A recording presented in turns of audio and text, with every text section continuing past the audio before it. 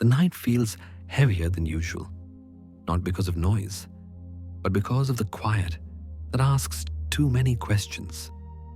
You sit there, half in thought, half in memory, sensing something shifting beneath the calm. It is not sadness, not even pain, just the quiet realization that you have been carrying too much of what no longer belongs to you. Outside, the lights fade into a soft blur, and time itself seems to pause, listening. There, in that breath between holding on and letting go, something within you whispers, "No more." It is a fragile sound, yet it opens the door. And for the first time in a long while, life begins to move through you again, slow, tender, and real. The morning looks ordinary. A cup warms the hands, steam rises in a slow ribbon, and a familiar smile greets the mirror before the door opens. The commute moves like yesterday. The desk waits where it always waits, and small pleasantries float across the room like soft paper boats. From the outside, this is a gentle life. Inside, something quieter is keeping count. It is not pain, and it is not drama. It is the steady effort of holding together a version of a self that no longer feels like home. By noon, the body has done 100 small performances, each one harmless, each one costing a breath. The afternoon sunlight rests on the desk and turns the coffee cold. The messages are answered.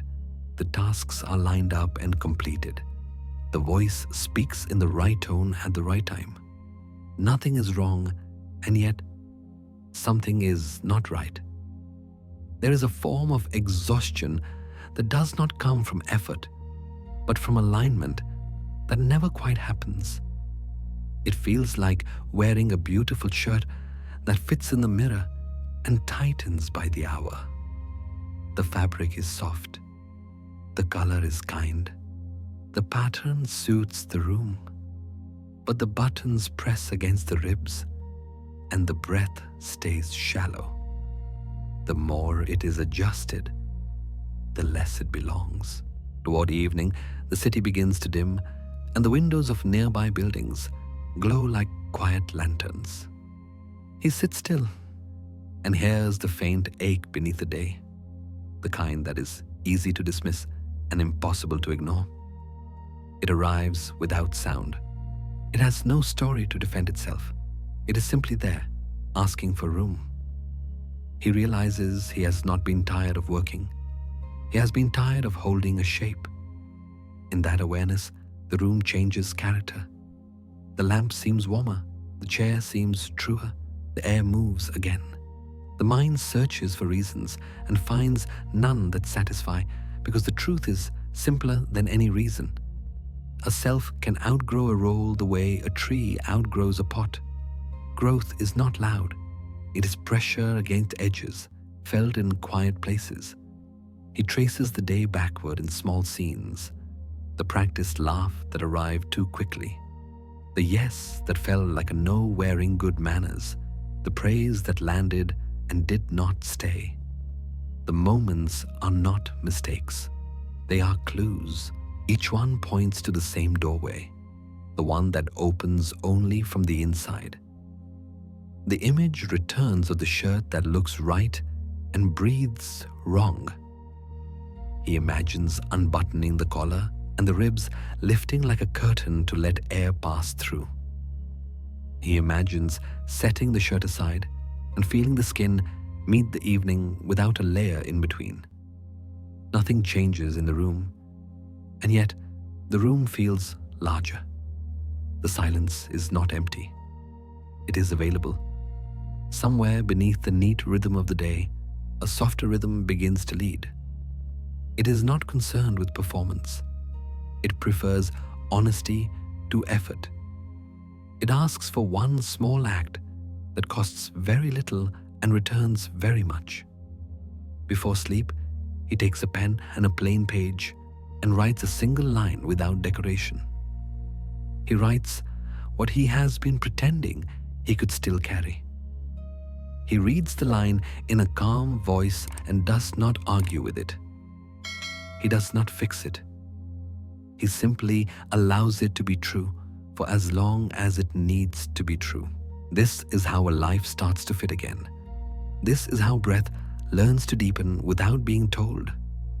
There is no peace in pretending. There are moments when the silence in a room feels heavier than the air itself. It sits on the chest, not as pain, but as a quiet truth waiting to be heard. The day still unfolds as it should. Emails, gestures, polite laughter. But somewhere in the middle of it, something subtle begins to shift. The practiced tone falters. The smile lingers a little too long. The weight of keeping everything together starts to tremble, not from weakness, but from a life that no longer fits inside its shell. The mask never breaks all at once. It cracks along the lines of long-kept promises and quiet endurance. It begins in the eyes, where tiredness hides, and then travels downward through the small lies told to keep peace, through the muscles that tighten to hold composure. It is not dramatic. It is not loud. It sounds like an exhale that takes longer than usual, or a tear that falls without permission. Truth rarely arrives with thunder. It comes like soft rain after too many dry seasons. The one who once carried everyone else now feels their hands trembling. The one who always smiled begins to sit in silence. The one who once said, "I'm fine," finds no energy left to pretend. They are not falling apart. They are expanding. The soul has grown too large for the old version of safety. To stay inside that skin would mean shrinking what was meant to be alive. Sometimes, strength does not look like endurance. It looks like surrendering to what is real. In that moment, the body becomes honest before the mind does. Tears come without shame, like a small rebellion against years of control. They are not a sign of fragility, but of the spirit reclaiming its right to feel. The voice softens. The shoulders drop. The armor begins to rust, not because it failed, but because it has served its purpose. It was built to protect, and now protection looks different. Even the quiet around them seems to change tone. The ticking of the clock no longer demands. It simply exists. The light through the window touches their face without asking them to smile. Everything, for the first time in years, feels unperformed. It is not comfort yet. It is clarity. It is the first breath taken without a script. To allow this is not to give up.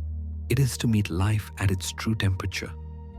When exhaustion no longer frightens you, it turns into peace. When tears no longer embarrass you, they turn into cleansing. You begin to see that the fracture was never punishment. It was space being made for something new. Before sleep, they whisper a permission to the body that has carried so much. No explanations, no apologies, just the gentle acknowledgement. You can rest now. The cracks are not wounds. They are openings. Through them, light begins to enter, slow, steady, healing. What breaks you is what frees you. There comes a moment so quiet, it almost goes unnoticed. A question is asked, "Are you all right?" And the old reflex rises, the words forming before awareness can catch them. "I'm fine." But this time, something halts mid-sentence. The tone feels thin, the breath shallow, as if the truth itself refuses to pass through the small gate of habit. A pause lingers between the words and the next inhale, and in that pause, the world seems to exhale with you. It is such a simple crack, barely visible to anyone else, yet inside it, an entire life rearranges. For the first time, the voice inside does not rush to keep up appearances. It only whispers softly, "No, you are not fine." not in a tragic way, not with drama, but with a deep, steady gentleness that feels strangely like relief. The silence that follows is not awkward. It is cleansing. It is the sound of armor unclasping. Honesty begins not with confessions shouted into the air, but with breath. To breathe deeply while telling the truth to yourself is to reclaim the simplest form of freedom. The lungs expand, and so does the soul. For years, the breath had been trimmed to fit into sentences meant to please, to calm, to control. Now, it finds its full length again. Truth is not a performance, it is respiration. He sits there, perhaps alone, perhaps in the soft noise of a room that has heard too many polite lies. Around him, nothing changes. The lamp still burns, the evening still folds into its own silence, but within, something unclenches. The need to be seen as strong, patient, grateful, all of it loosens its hold. He realizes that honesty is not rebellion, it is alignment. It is the soul exhaling after years of holding its breath. Sometimes honesty sounds like a sigh. Sometimes it sounds like silence. It is the moment you stop explaining your pain, stop polishing your edges, and simply admit to the mirror that life has been heavy. There is a tenderness in this recognition, not a defeat.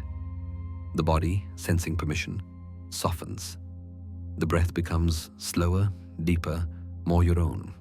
No effort, no defense, just truth, unadorned. He takes a pen and finds a page. The line appears almost on its own. I am tired of pretending that this does not hurt. The sentence looks back at him with compassion, not judgment. It does not ask to be solved or erased. It only asks to be seen. And in seeing it, he begins to see himself, unfiltered, unfinished, but real. That single sentence becomes the doorway through which air and light begin to move again. Freedom, he realizes, was never something to chase. It was something to breathe into. The moment you tell yourself the truth, even quietly, the weight begins to lift. You no longer need to keep the world convinced. You only need to let yourself exist without disguise. Honesty is not loud. It does not demand. It simply waits, patient and kind, until you are ready to return to it. And when you finally do, it feels like the first breath after a long dive, a breath that does not need permission to be taken, a breath that belongs entirely to you. Honesty is the doorway to peace. Every soul is a house built over time. Some rooms stay filled with light, memories of laughter, voices that still hum through the walls. Others are quiet, sealed behind doors we stopped opening long ago. They do not vanish. They wait. The air there is still, the dust thick, the silence older than words. Sometimes, even in the middle of a bright day, we feel a pull toward the door, a faint echo calling from behind it. But we walk past. We tell ourselves there is no need to look. The truth is, every person carries such a room. It holds what once felt unbearable, the mistake never forgiven, the anger swallowed too soon, the love that ended before it began. The mind locks it away, believing that distance equals safety. Yet, the door does not stay silent forever. In dreams, in sudden anxiety, in the quiet moments before sleep, that hidden room speaks. It sends whispers through the cracks, memories half remembered, feelings we thought were buried, the smell of something once burning bright. Avoidance does not erase. What we refuse to face becomes the shadow that shapes us. It leaks through our choices, our tone, our reactions to the smallest things. A word from someone can sting not because of what they said, but because it brushed against the door we never open. The heart tightens without knowing why. The darkness within does not wish to harm us. It only asks to be seen. But sight requires courage, and courage requires tenderness. One evening, he imagines walking through that inner house. The familiar rooms are tidy and well lit. Then he reaches the hallway that grows dim toward the end. The door there feels heavier than the rest. His hand hesitates on the handle, but this time, something within insists. The air behind it smells of dust and rain, and as the door creaks open, a thin beam of light cuts across the floor. Inside lies nothing monstrous, just the remnants of forgotten moments. A note never sent, a small photograph, the echo of a voice asking for understanding. The dust rises slowly, like memory learning to breathe again. He steps inside, and for a moment, the heart races, expecting pain. Yet what comes is gentleness. The shadows soften around the edges. Each object in the room tells its story quietly. The regret, the shame, the anger, all of them have aged in silence, waiting not for punishment, but for recognition. He realizes the fear was not of what lived there, but of his own tenderness toward it. In seeing it clearly, its power begins to fade. There is a deep mercy in this act. When we name what we have hidden, it loses its grip. When we breathe inside the dark, the air begins to move again. He whispers one small truth aloud, something he once tried to forget. And the words do not hurt as much as expected. They sound almost kind. The room, now brighter, seems larger. The dust settles. The heart steadies. To visit what you fear is to return home. What was locked away was never meant to be erased, only integrated. The dark is not an enemy. It is a mirror that reflects what we are ready to love again. The dark only asks to be seen. Fear does not arrive as a monster. It comes quietly, shaped like caution, dressed in logic, whispering that it only wants to keep you safe. It hides behind small hesitations, polite excuses, careful plans. It waits at the edges of every choice, measuring risk and consequence. To most, it sounds like a warning, but in truth, fear is simply the language of a part of you that still longs to be protected. Every person learns fear early, though few learn to listen to it properly. The child who once felt invisible grows into someone who clings to attention, afraid of being forgotten. The one who feared abandonment becomes controlling, mistaking vigilance for love. The one who failed once and was shamed for it learns to outrun failure by working past exhaustion. Fear adapts. It wears new masks as we age. But beneath all disguises, its message remains the same. Please do not let me be hurt again. When ignored, fear hardens. It turns into anxiety, perfectionism, defensiveness, the mind's attempt to stay one step ahead of pain. But when heard, fear softens. Its sharpness dissolves, revealing the tenderness it was built to guard. It never meant to be the enemy. It only became loud because no one stayed to listen. Jung once suggested that what we repress becomes what controls us. Fear is not different. The moment you stop running from it, it stops chasing you. He notices it first in small reactions. The sudden tension when someone pauses before replying, the restless nights before decisions, the need to explain every choice. These are not random quirks. They are dialects of fear, each trying to communicate where it hurts. Some fears speak in shouts, others in silence. The body translates what the heart cannot articulate: a quickened pulse, a held breath, the urge to please. They are all phrases in the same language, waiting for translation. So he asks gently, in the stillness of his own thoughts, "What are you trying to protect in me?" The answer comes not as words, but as a soft ache in the chest, as if something small had been waiting years to be acknowledged. It is the younger self, the one who was left behind in moments of rejection, misunderstanding, or loss. Fear stands guard at that door, mistaking solitude for safety. But now, with compassion, he realizes he can be both the guard and the comforter. When fear is met with listening, it begins to transform. The trembling becomes awareness.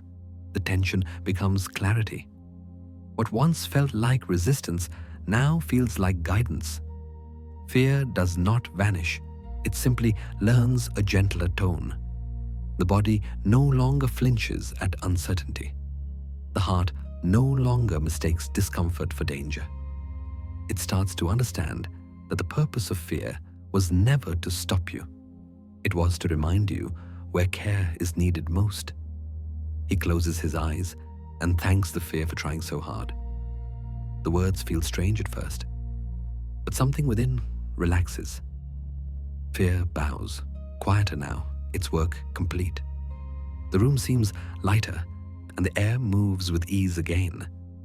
Fear softens when you listen. There comes a time when the mind grows quiet enough to hear the soft weight of regret. It arrives not to accuse, but to remind. The things left unsaid, the chances not taken, the moments you wish could have been different. They gather like fallen leaves in the corners of memory. For years, you may have tried to sweep them away, convincing yourself that forgetting is the same as forgiving. But forgetting only hides the ache. Forgiveness, when it finally comes, does something else. It makes space for breath again. To forgive yourself is not weakness. It is the most courageous act of all. It means standing before your own reflection without defense, without disguise, and saying, "Yes, I did the best I could with what I knew then." It means acknowledging that you hurt others or yourself, not out of cruelty, but confusion. It means accepting that growth always begins with imperfection. No one tells you that forgiveness feels like grief first, the mourning of who you thought you should have been. Only later does it turn to tenderness. He thinks of a young tree in a strong wind. Its trunk bends, its branches tremble, and yet it does not break. It learns the rhythm of the storm and moves with it. That bending is not weakness, it is wisdom. The tree survives because it yields. In the same way, the human spirit learns to bend toward compassion, to give itself permission to be flawed and still worthy of love. Every scar, every stumble becomes evidence not of failure, but of endurance. For so long, he had believed that being kind to himself would make him soft, that self-forgiveness would dull his edge. But harshness never made him stronger. It only kept him small. The voice that once demanded perfection begins to tire, and another voice, gentler, older, takes its place. It says that strength is not in resistance, but in the willingness to hold what once hurt and call it human. To say, "I was wrong," is not to collapse. It is to return to balance. He finds a blank page and writes a letter not to the world, but to himself. The words come slowly, trembling at first. "I am sorry for all the times I ignored your pain. I am sorry for asking you to be unbreakable when you only needed to rest. I am sorry for treating your tenderness as weakness." When he reads it back, the letter feels like a hand on the shoulder. Warm, steady, familiar. The guilt doesn't vanish, but it changes shape. It becomes humility, then peace. Outside, the wind moves through the trees. Some branches sway more than others. but all of them return upright when the air calms. Forgiveness works the same way. It bends what was rigid. It teaches the heart how to move again. To forgive yourself is to let your life grow around its own weather, no longer fighting every storm. He closes his eyes and breathes with a softness he once thought was weakness. The past no longer presses so hard against the present. There is room now for grace, for breath, for rest. Be kind to the person you have been. There is a peculiar stillness that follows letting go. At first, it feels like loss, like a sound cut short before the final note. The familiar weight that once filled the air is gone, and what remains seems hollow. It is like standing in a room after someone has left. The walls hold the echo of their presence. The air remembers their warmth, and yet the space feels strangely unfamiliar. The mind tries to call it emptiness, but emptiness has its own language. In the beginning, that language sounds quiet and cold. You reach for old habits out of instinct, like touching a wall in the dark just to know where you are. The routines you once clung to feel fragile now, stripped of meaning. It can be disorienting, the absence of noise, of purpose, of what used to define you. But slowly, beneath the stillness, something else begins to move. It is not despair, it is air. The room breathes again. What has fallen away was not punishment, it was release. Life sheds what can no longer carry its growth. The friendships that dissolved, the goals that no longer inspire, the parts of you that no longer fit. They did not vanish out of cruelty, but completion. Just as trees drop their leaves, not out of loss, but to conserve what matters. You too are learning to survive by releasing what is no longer essential. The mind calls it ending. The soul calls it preparation. He walks through his apartment one quiet afternoon and notices the clutter he stopped seeing long ago. A shelf crowded with unopened letters, an old mug kept for sentiment, clothes that no longer feel like him. Each object is a story of attachment. Each carries a version of who he once was. One by one, he begins to move them aside, not out of anger, but reverence. The room becomes lighter. The act is small but symbolic. Every cleared space outside makes more room inside. As dust rises in the slant of afternoon light, he realizes that emptiness is not absence. It is the invitation for something new to enter. The room does not feel lonely anymore. It feels ready. There is a quiet anticipation beneath the simplicity, a sense that something unhurried but inevitable is finding its way toward him. In this stillness, the heart learns patience. It stops demanding and starts listening. Letting go does not mean erasing. It means making peace with the shape of what remains. The memories that once clung to the corners of the room soften with distance. They no longer demand attention. They become background music, tender and low. The hour feels different now, lighter, almost kind.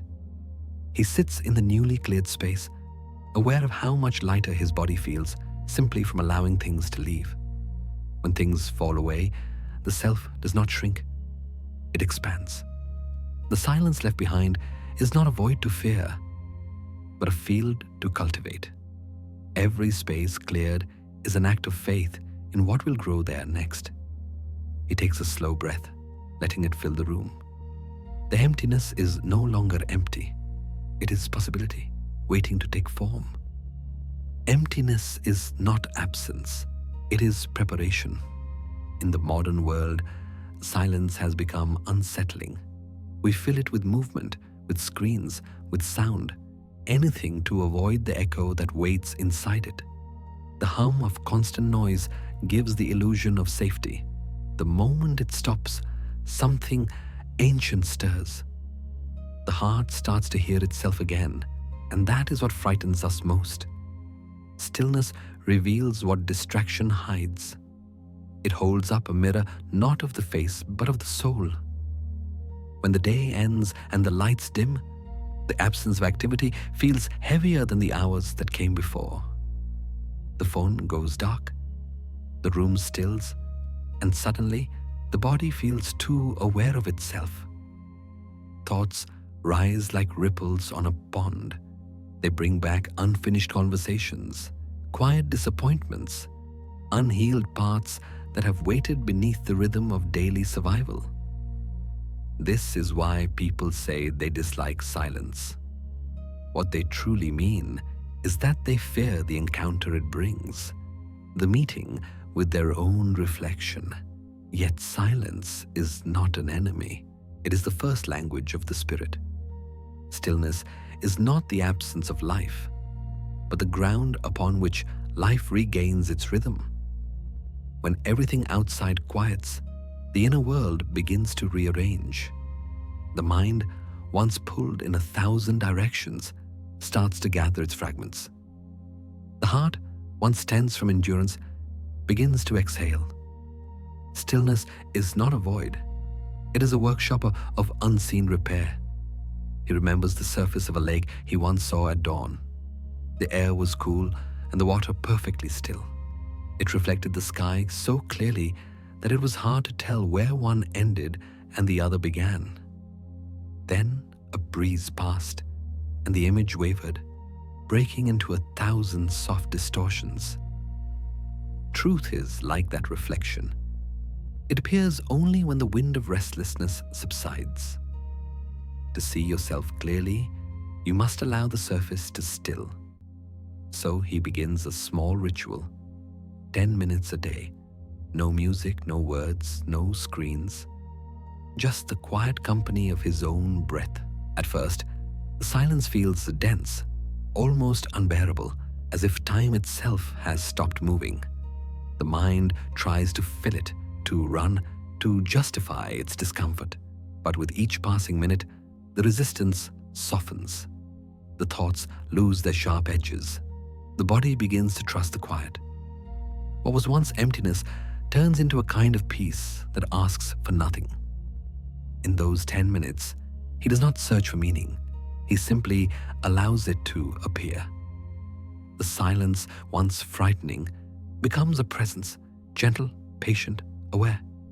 It begins to hold him rather than expose him.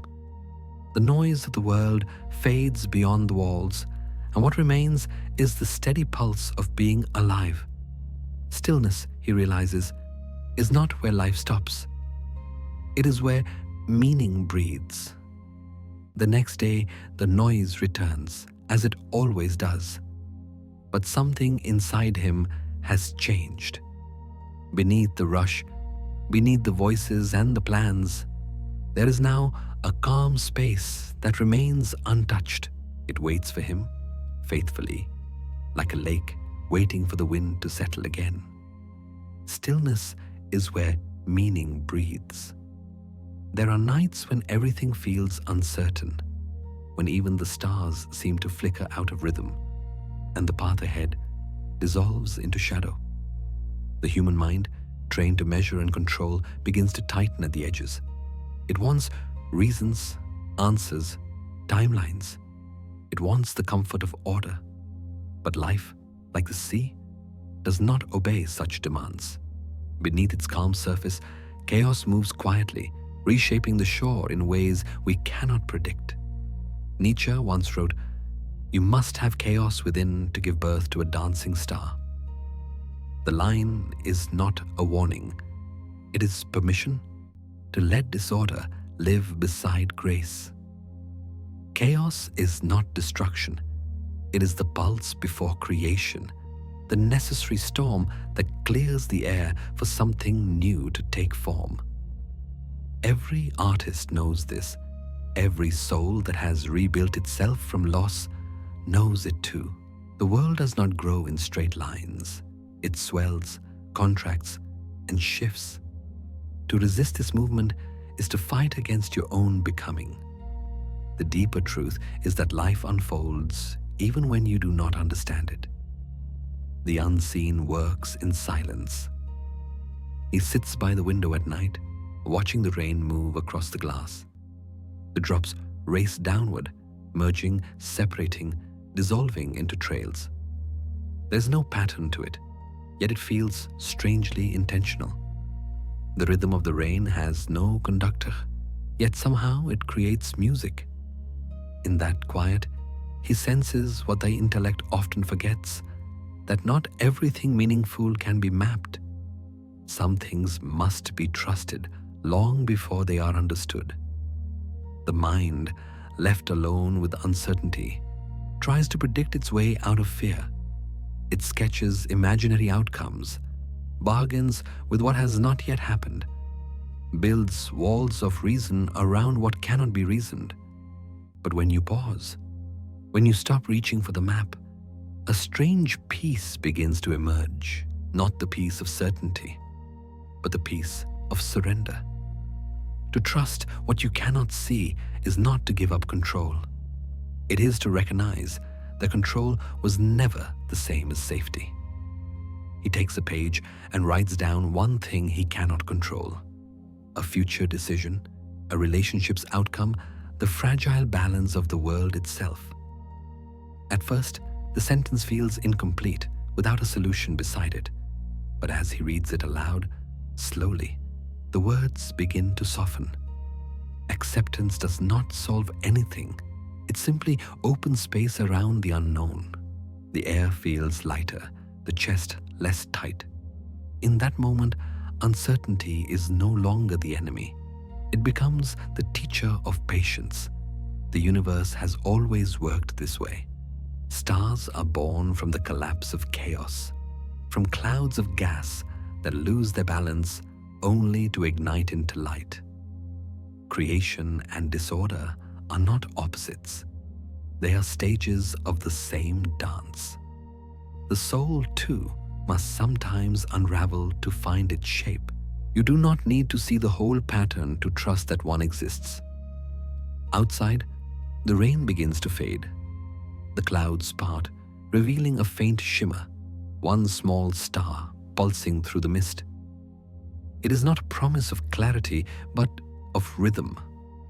The unseen continues to move, quietly, purposefully, beneath the noise of every thought.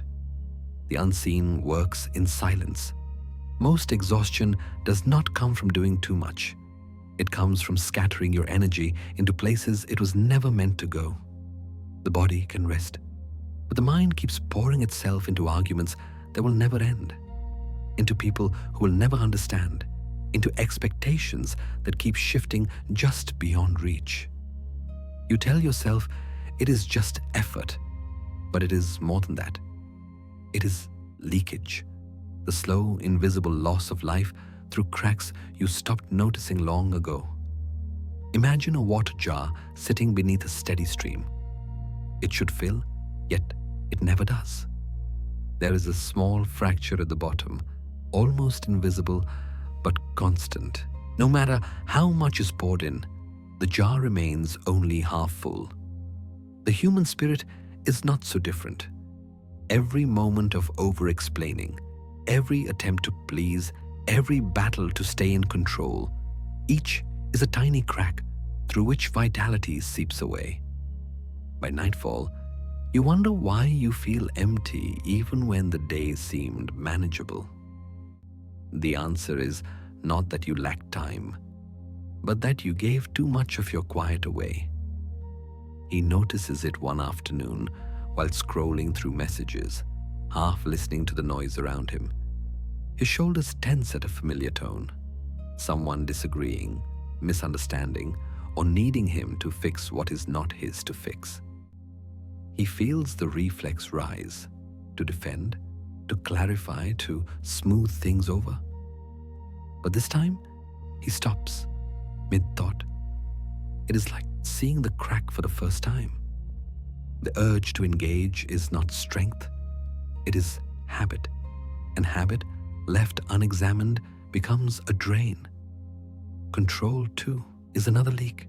The mind believes that if it can predict enough, plan enough, explain enough, it can keep the world from disappointing it. But every ounce of control costs energy. It builds a wall against what could have been fluid. You cannot keep your hands clenched and expect the heart to stay open. Letting go is not passivity. It is sealing the crack that constant tension creates. Pleasing others, though it feels noble, often comes from fear.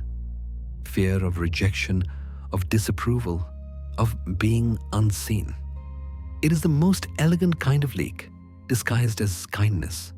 You give your time, your words, your calm, until one day you realize you have been carrying everyone else's peace but your own. To stop is not selfishness, it is repair. It is remembering that attention is a form of power, and whatever receives it grows. That evening, he takes a pen and writes 3 things that drain him: a person, a pattern, a pretense. Then he draws a single line through one of them, the one he will stop giving energy to today. The act feels small, but the relief is immediate, like tightening a seal that had been leaking for years. The silence that follows is not empty, it is restorative. For the first time in a long while, he feels his own presence returning, as if the water within has finally stopped escaping. Where attention goes, energy flows. To direct it wisely is to live deliberately. To protect it is to honor your existence. And when you finally stop leaking your light into everything that demands it, you realize how much brightness you still hold. When you finally stop pouring yourself into what drains you, something subtle begins to change. The world looks the same, but the air feels lighter, the mornings softer. There is a quiet hum beneath your skin that had been missing for years. It is not excitement or relief. It is the slow return of life. The kind that doesn't announce itself with fireworks, but with peace. What once felt heavy begins to lift, not because the world has changed, but because you have stopped leaking your light into it. Recovery is not a single act.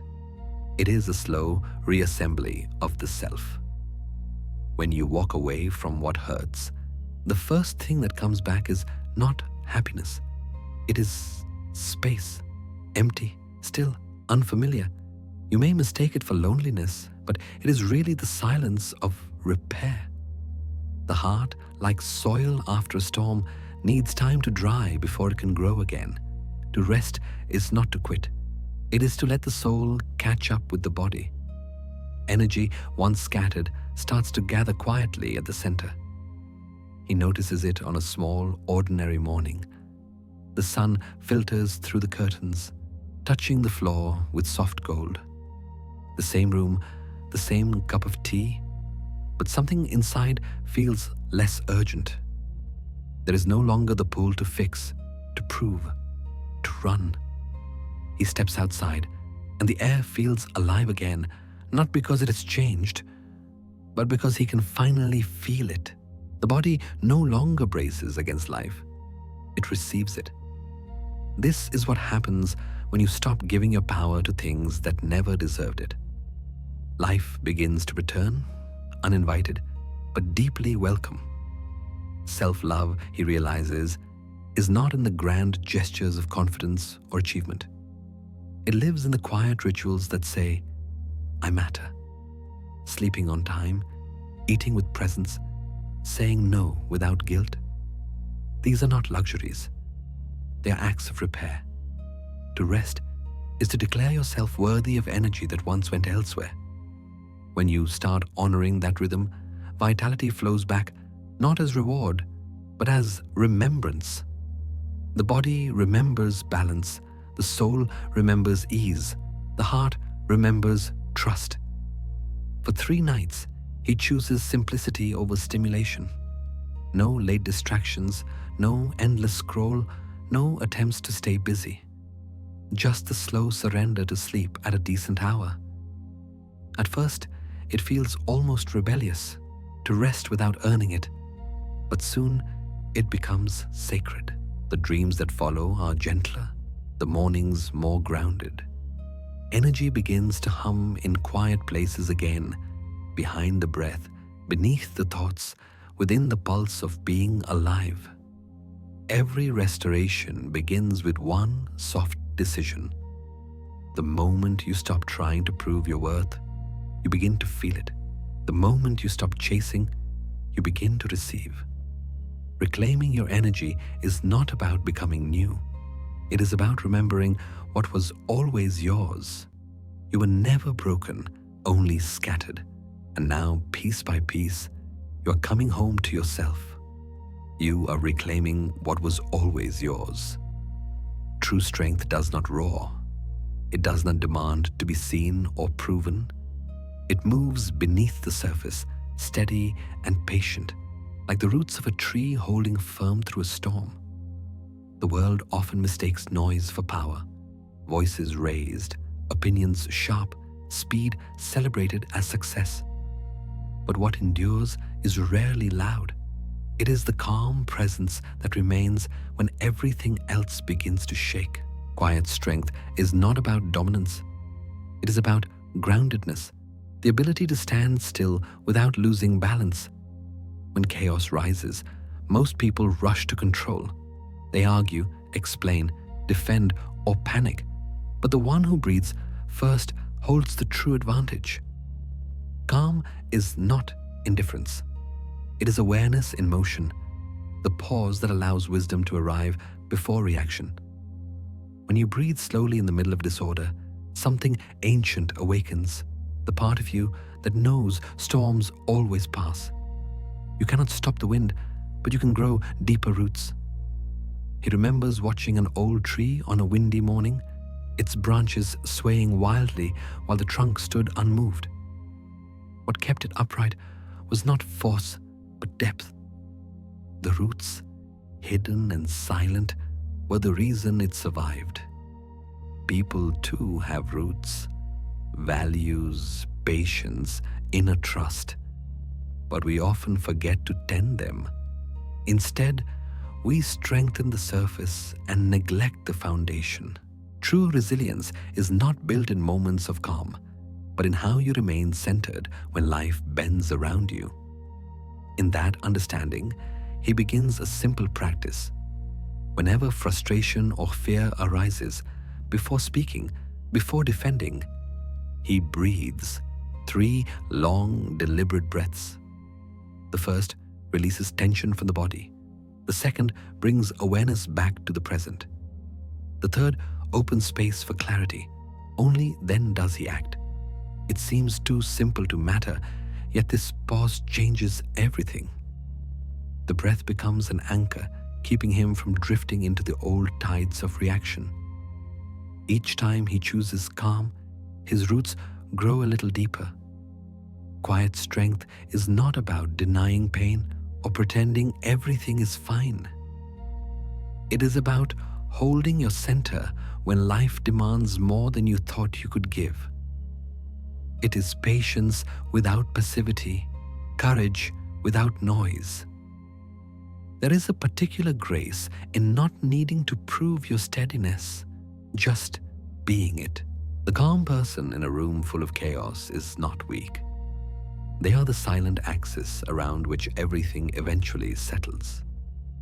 As the days pass, he notices that people begin to mirror his stillness. Arguments soften, tasks feel lighter. Even the air around him seems less charged. Calm is contagious because it reminds others of what they too possess. The world will always spin, but your peace does not have to. Strength was never meant to be a performance. It was meant to be presence. The storm may roar, but a tree does not shout back. It simply stands, alive, breathing, and sure of its place. And so can you, not through force, but through calm. Not through noise, but through knowing. Calm is your new power. Every human being carries a quiet ache, the longing to be seen.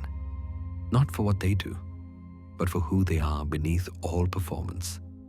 We search for it in love, in friendship, in success, hoping someone will look at us and say, "I see you, and you are enough, man I." But this hunger, left unchecked, becomes a trap.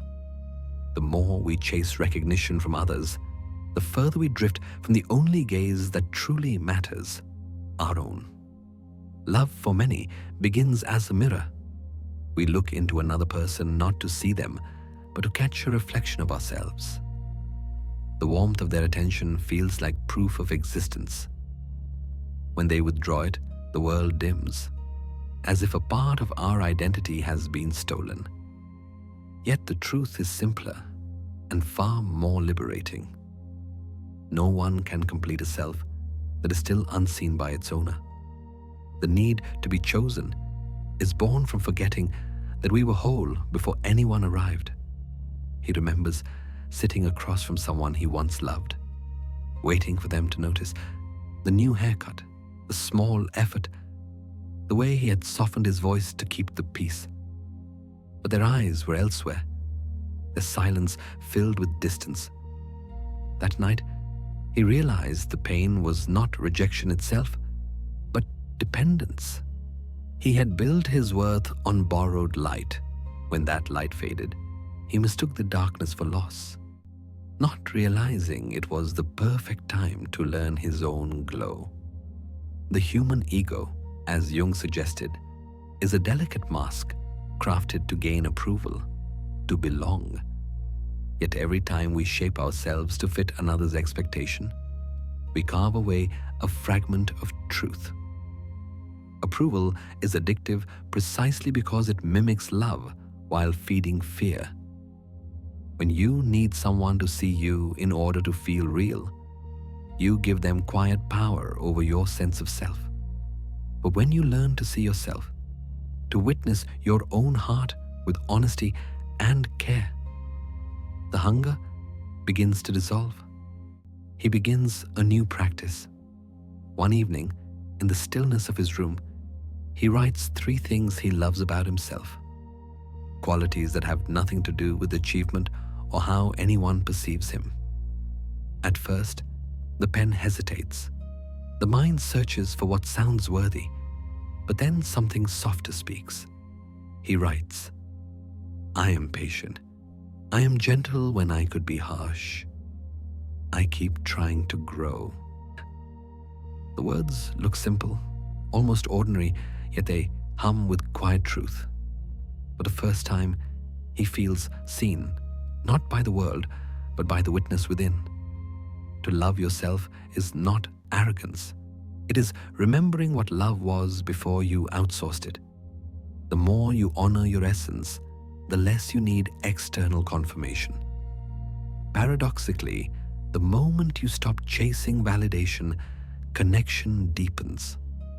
You no longer meet others as someone starving for reflection, but as someone already whole, ready to share light instead of beg for it. The soul does not crave applause. It craves recognition from within.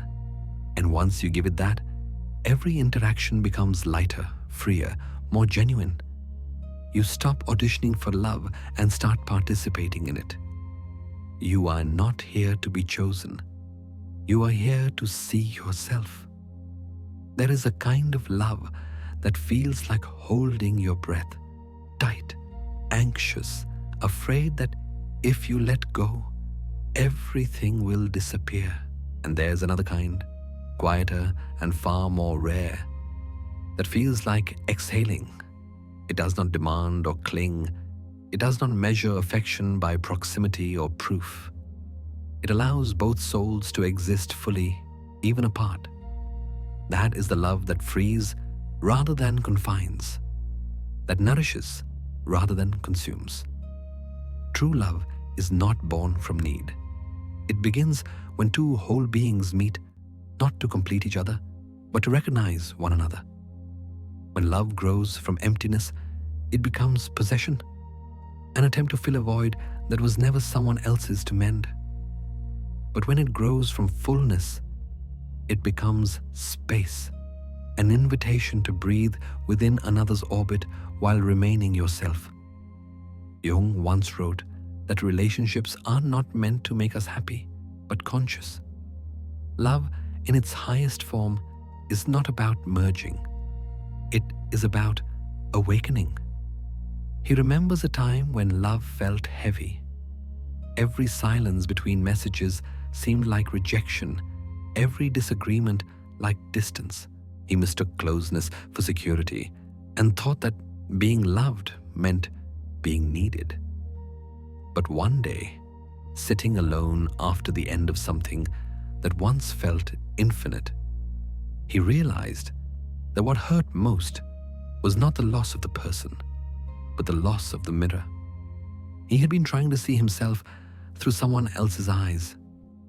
What remained now was uncomfortable, but honest. Solitude.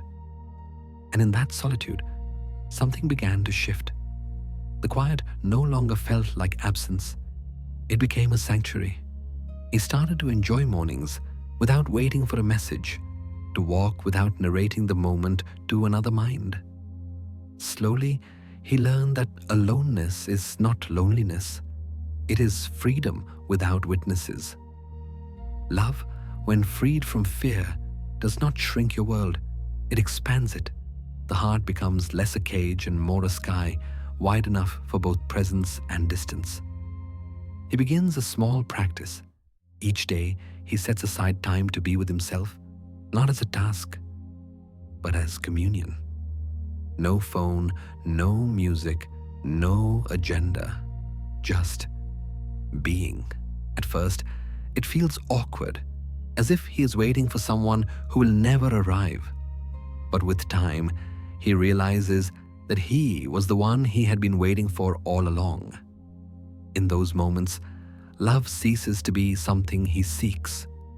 It becomes something that flows from him, effortlessly, like breath. Freedom does not end love. It refines it.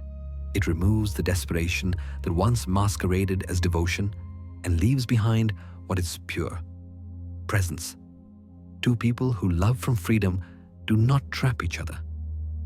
They orbit in mutual respect, knowing that connection is strongest when it is chosen, not clung to. Love grows where freedom lives. And when you finally breathe without fear of loss, you discover that real love was never meant to take your air. It was meant to teach you how to breathe it. Letting go is one of the quietest acts of courage. It doesn't sound like anger or finality. It sounds like an exhale after a long-held breath. Many imagine release as rejection, as if to loosen the hand is to forget what was once held. But true letting go is not about erasing. It is about completion. It is recognizing that every chapter has done its work and every presence has played its part. What was once necessary becomes memory, and memory, when honored, becomes peace. We cling not because we love too much, but because we fear the emptiness that follows. The mind mistakes release for loss, yet loss is only the shadow of transformation. Like a candle burning low, its light fades, not because it failed, but because its purpose has been fulfilled. The flame has already shared its brightness.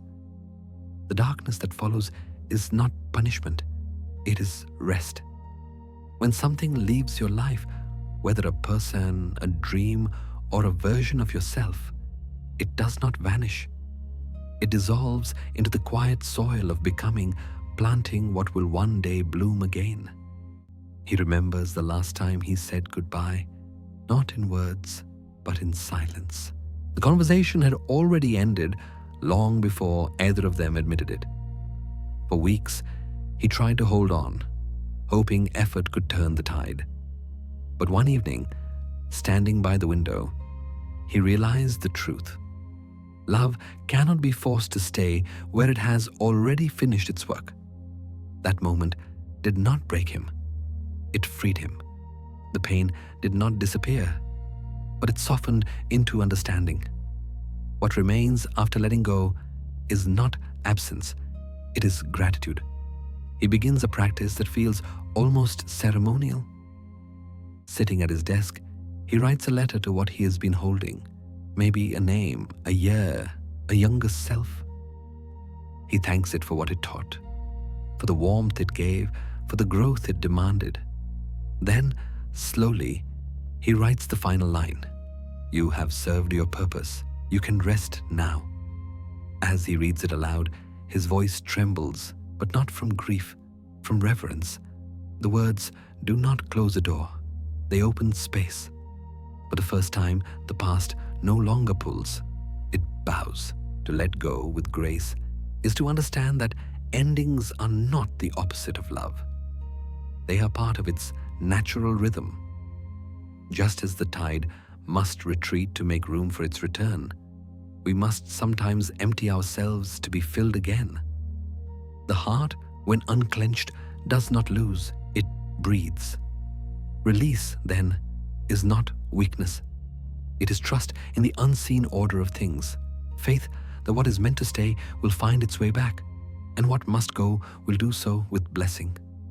Letting go is another form of love. It is the love that no longer needs to hold in order to honor. It is the light that no longer burns, yet continues to warm through memory. It is the hand that opens not to push away, but to finally allow both souls to rest. To live is to stand between contradictions. Within every human being exists a quiet battlefield. Love and fear, strength and fragility, hope and doubt, all moving together like two tides meeting beneath the surface. We spend years trying to silence one in favor of the other, believing that peace means choosing a side. But peace is not the absence of tension. It is the grace of holding both without breaking. To be alive is to be a paradox, fire that warms and burns, water that soothes and floods. The dance of opposites is not a flaw in our nature. It is our wholeness in disguise.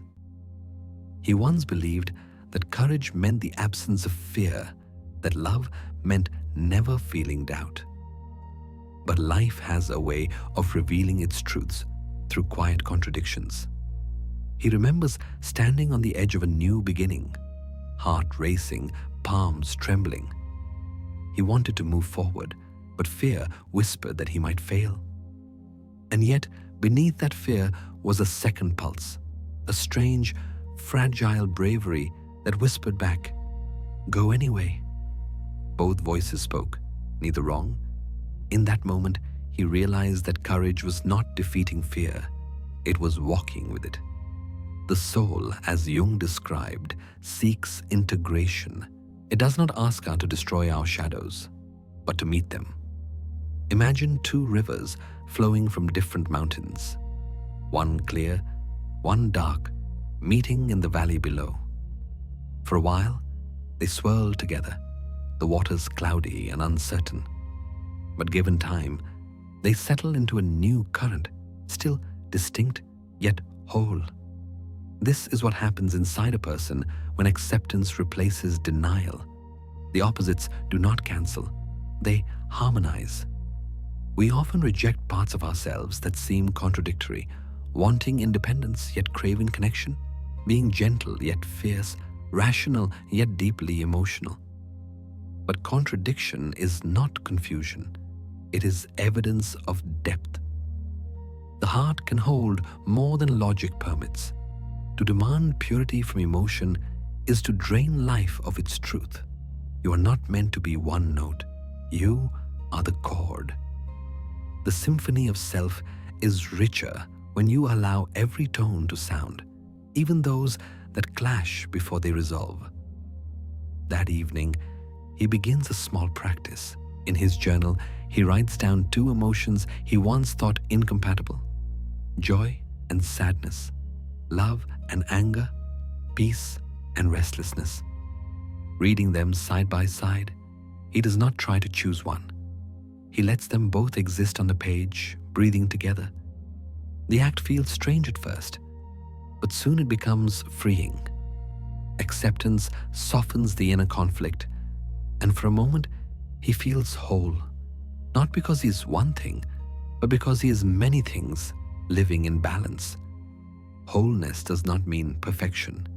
It means allowing every part of yourself to have a voice. It means understanding that vulnerability does not weaken strength, it completes it. The mind may seek clarity, but the soul seeks harmony. And when you stop dividing yourself into pieces that must be hidden or justified, you begin to dance again with life, with paradox, with truth. To be whole is to be both fire and water. Pain has a strange way of introducing us to ourselves. It strips away illusion, leaving only what is essential. Comfort soothes, but pain refines. Nietzsche once said, "He who has a why can bear almost any how." He understood that suffering, when faced with awareness, can become a kind of alchemy. It turns raw experience into depth, confusion into understanding, and despair into wisdom.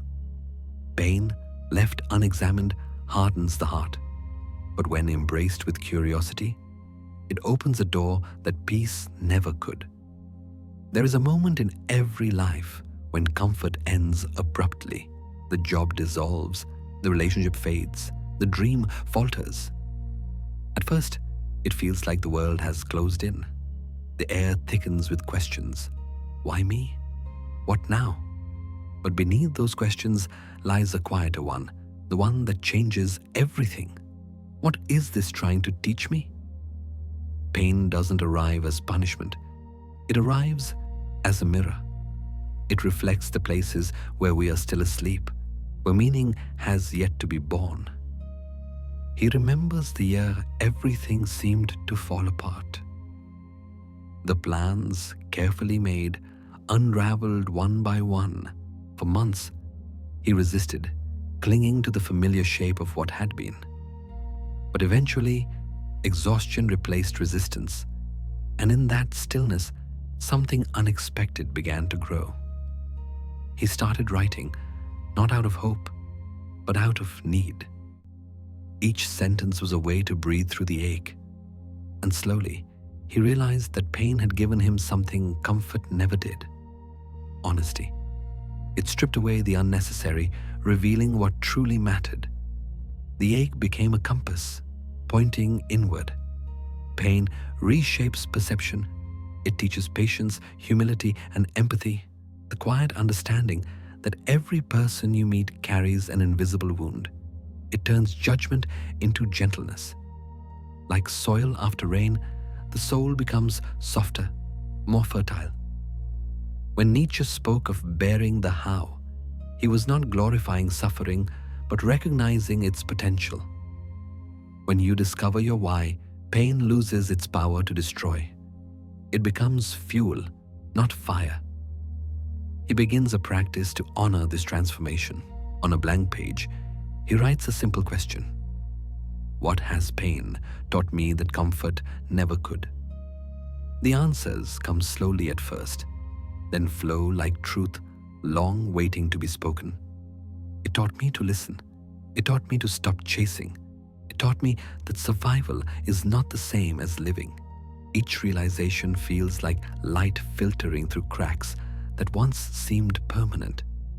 The wound does not close because it is ignored. It closes because it has been understood.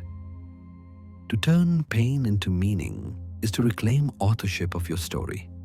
It does not mean pretending it did not hurt. It means deciding that the hurt will not end the narrative. Every scar becomes a line of poetry, every fall a lesson in grace. You may not choose your pain, but you can choose what it becomes. Pain is not the enemy.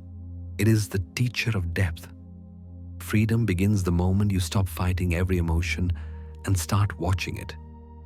Most people mistake awareness for passivity, as if to observe means to do nothing. But true awareness is an act of quiet power.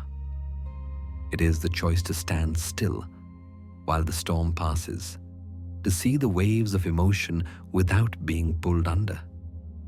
The difference between suffering and understanding often lies not in what happens, but in how closely you identify with it. You are not every thought you think, nor every feeling that flows through you. You are the one who sees them. He used to react to every flicker of emotion, anger, sadness, fear, as if each were a fire that needed to be extinguished. Life became a constant emergency. But one evening, in the silence after an argument, he felt something different. Instead of defending, he sat down and listened. The anger did not vanish, but it lost its claws. Beneath it was something else, hurt. Then beneath that, exhaustion, and beneath that, silence. It was as if each layer dissolved the moment it was seen. That night, he realized awareness doesn't solve emotion, it softens it. To witness yourself is to stand on the riverbank of your own mind. The current of feeling moves fast. Joy, grief, irritation, longing, but you remain on solid ground.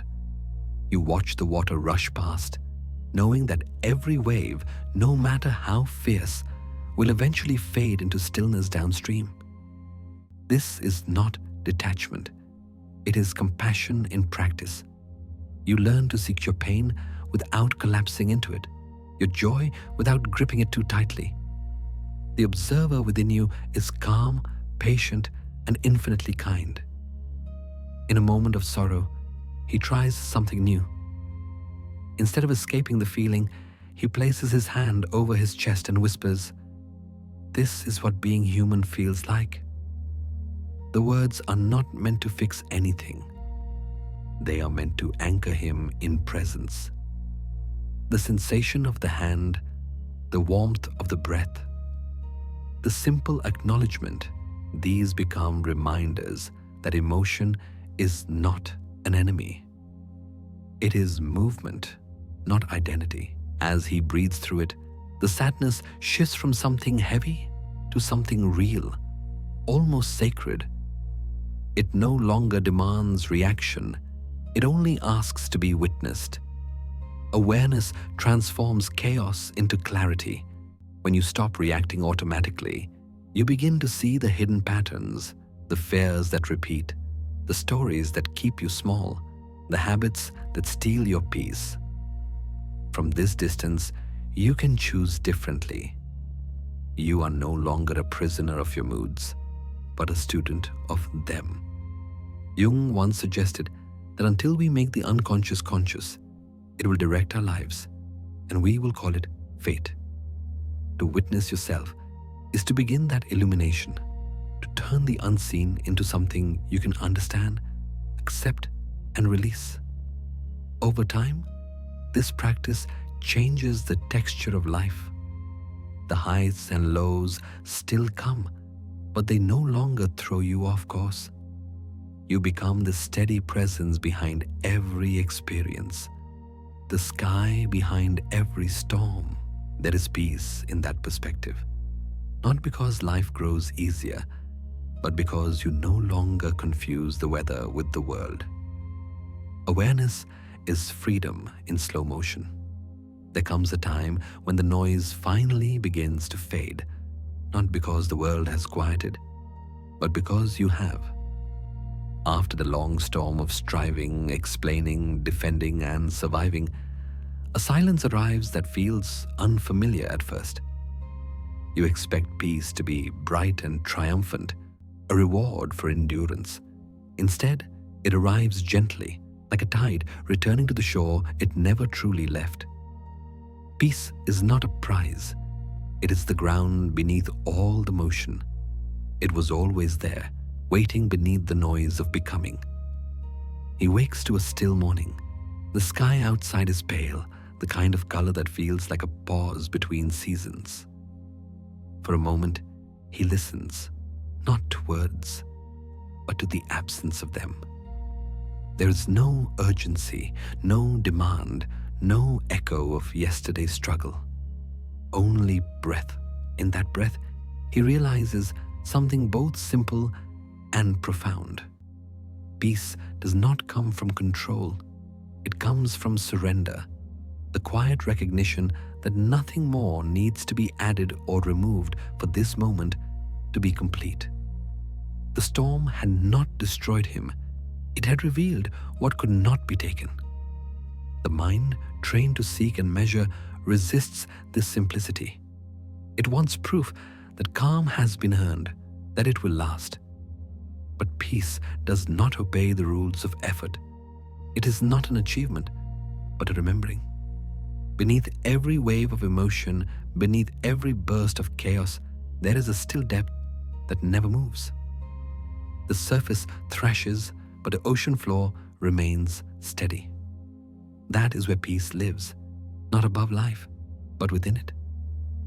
He sits on the edge of his bed and practices something small yet sacred. He closes his eyes, inhales deeply, and whispers, "I am still here." The words are not triumph, but truth. They do not celebrate survival. They affirm presence. The body, marked by all that has passed, relaxes. The breath, once hurried, finds its rhythm again. In that moment, he understands. Peace is not something to be gained, but something to be uncovered. It had been buried beneath layers of noise, but it had never left him. Peace is not a static state. It is a living awareness. It moves with you, breathes with you, waits patiently in the pauses between thoughts. Even when chaos returns, as it inevitably will, it remains beneath the surface, ready to be remembered. The storm's purpose was never to destroy, but to wash away what was false. What remains now is clarity, not perfection. The calm is not absence of struggle. It is presence without resistance. As the light changes, he looks out the window. The world, wet and quiet, glows softly. Trees stand still after they dance with the wind. The air carries the scent of renewal. Nothing extraordinary has happened, and yet everything feels new. In the distance, a single bird calls, not announcing the end of the storm, but the continuation of life. Peace is not found. It is remembered. Awakening does not mean escaping pain. It means seeing it clearly without turning away. The world does not soften simply because you have grown wiser. Only your gaze does. Maturity is not measured by how little you feel, but by how gently you allow things to be what they are. The awakened person no longer fights with reality. They meet it quietly, without the need to win. Clarity is not cold. It is compassion in motion, the willingness to look at truth and still choose love. He used to think peace meant avoiding discomfort, building a life so controlled that nothing could disturb it. But avoidance is not peace. It is fear disguised as calm. The real turning point came one ordinary afternoon when a familiar irritation arose, someone's sharp tone, an unexpected disappointment. His old instinct was to tighten, to argue, to retreat behind logic or silence. Instead, this time, he paused. He whispered to himself, "Let it be seen." The phrase landed softly but carried weight. The irritation didn't vanish, yet it began to lose its edge. It became something to observe, not to defend against. Clarity is not the same as detachment. To live with open eyes is to let life enter fully, the joy, the confusion, the grief, and to hold each without judgment. The mind's first reaction is always to label good, bad, success, failure. But awareness sees past labels. It recognizes that everything, even the uncomfortable, belongs to the same vast unfolding. The rain that ruins your plans also nourishes unseen fields. The silence that hurts today becomes the ground of tomorrow's peace. When you stop resisting what is, life stops resisting you. He begins to practice this gentle seeing in small ways. When frustration rises, he no longer silences it. He watches the tightening of his chest, the quickening of thought. Then, instead of drowning in it, he breathes and says again, "Let it be seen." The emotion moves through him like a wave. It has a beginning, a crest, and an end. Beneath it all, there is always stillness. To witness pain without fear is to reclaim power from it. The eye that observes cannot be consumed by what it sees. Living with open eyes means surrendering the illusion of control. It is choosing honesty over comfort, presence over avoidance. The world becomes less of a battlefield and more of a classroom. Each encounter a lesson in patience, each mistake a reminder of humility. This is not passive acceptance. It is conscious engagement with truth. The awakened mind does not chase happiness. It seeks understanding, and in that understanding, it finds a deeper kind of peace, the peace of alignment with what already is. As the evening fades, he sits by the window, watching the last light stretch across the horizon. The day, with all its small imperfections, feels complete. There is nothing left to fix, nothing left to prove. Everything is simply allowed to exist. His feelings, his thoughts, the world itself. In that moment, he sees clearly, and the seeing itself is love. Clarity is compassion in action. Dawn arrives quietly, as if the world itself is taking a slow breath after a long night of rain. The air is clear, washed clean, and the light spills gently across the floor. It is not dramatic, not triumphant, just steady, soft, inevitable. This is what renewal truly looks like.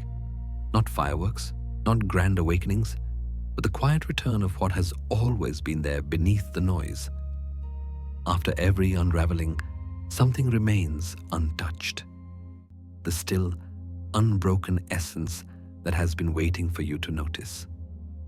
He sits by the window, the smell of rain still lingering.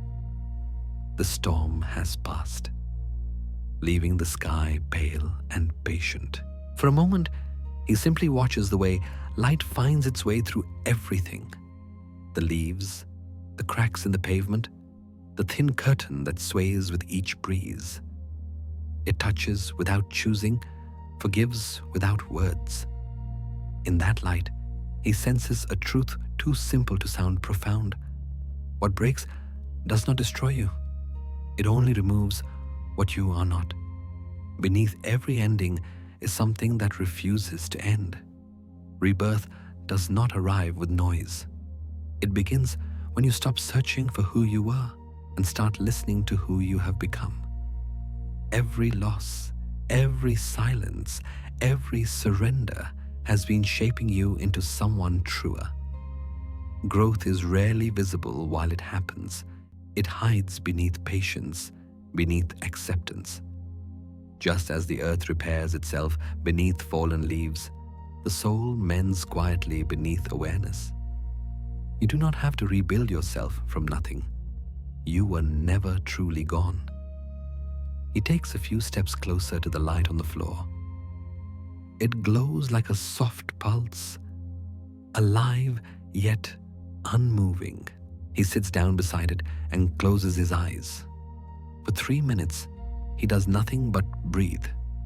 No goals, no mantras, no striving to be better. Just breath moving in and out like waves returning to the shore. In the beginning, thoughts still try to surface. Unfinished conversations, old regrets, but they fade quickly, replaced by stillness. In that stillness, he finds not emptiness, but presence. This, he realizes, is what healing sounds like when it finally stops trying. The rebirth is not about becoming someone new. It is about remembering who you were before you forgot. The self beneath fear, beneath the masks of being enough, beneath the noise of survival, it has been there all along, waiting in the quiet. The silence that once frightened you is now the space where you can hear your own truth again. The light does not demand anything from you. It simply invites you to exist within it, fully, without resistance. As the morning grows brighter, he opens his eyes. The world looks unchanged, yet nothing feels the same. The rain has dried, but the reflection of it remains, soft, shimmering, alive. He stands, stretches, and smiles at the thought that life too has its own rhythm of return. Every ending has been preparation for this moment, the gentle rediscovery of peace. The silence you feared has become your teacher. The morning feels kind. The light slips quietly through the window, touching the corners of the room with warmth. You sit there, still, breathing evenly. No rush, no noise, just the quiet rhythm of being alive. Around you, the world is waking, but inside, there is only calm. It feels different now, not because life has become easier, but because you have stopped running from yourself. The storm has passed, and what remains is not the wreckage, but the foundation, the home you had been searching for all along. You have walked through every shade of yourself, from pretending to be fine to finally allowing truth to breathe, from the dark corners of fear to the soft clarity of peace. You have learned to listen instead of explain, to release instead of hold, to trust instead of chase. The walls you built to protect yourself have turned transparent, and through them, light moves freely. The person you once tried so hard to become has quietly dissolved into the one you already are. Take a deep breath now. Feel it fill the space within your chest. The same space that once held confusion now holds calm. You are no longer waiting to be understood, because now you understand yourself. The quiet that once felt empty now feels full of meaning, of softness, of life. This is what it means to come home, not to a place, not to another person, but to the still center of your own being. Outside, the light continues to spread, unhurried, gentle. The day begins, and so do you, without effort, without armor, simply as you are. Whatever comes next will come, but you will meet it differently now, not with fear, but with presence, not with pretending, but with peace. Because you have remembered something that was never truly lost. Everything you seek outside has always lived within.